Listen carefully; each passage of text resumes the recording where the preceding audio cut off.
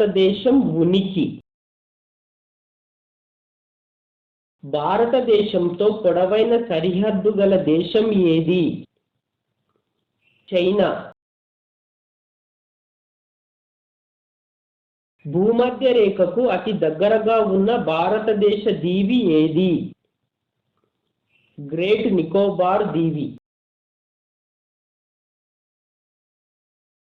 భారతదేశంలోని ఏ రాష్ట్రంలో ముందుగా సూర్యోదయం అవుతుంది?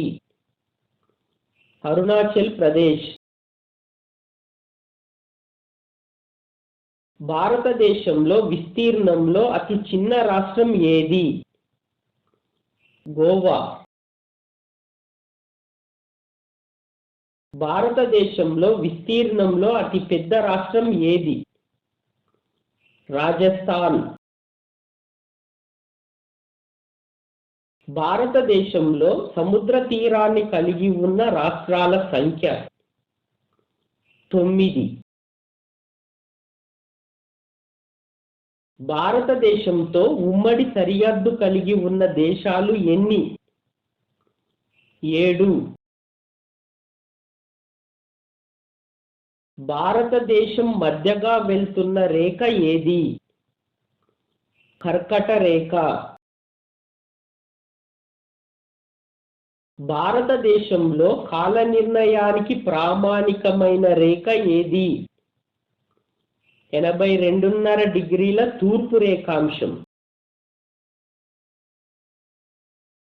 గ్రీనిచ్ కాలానికి భారత ప్రామాణిక కాలానికి మధ్య ఎన్ని గంటల వ్యత్యాసం ఉంది?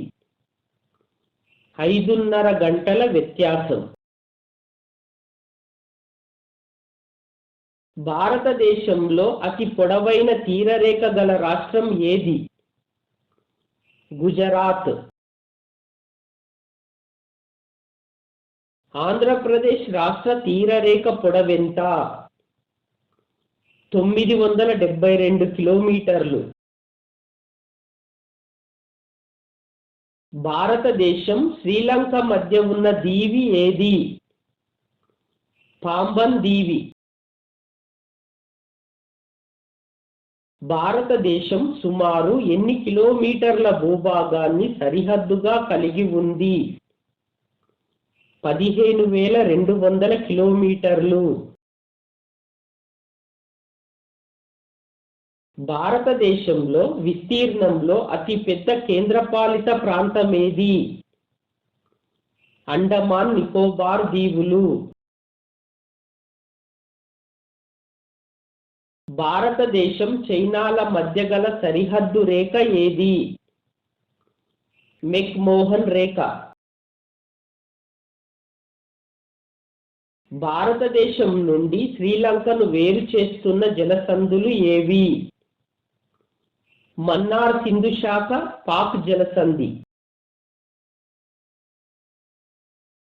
3 సముద్రాల కలయిక గల తీరంలో ఉన్న రాష్ట్రం ఏది?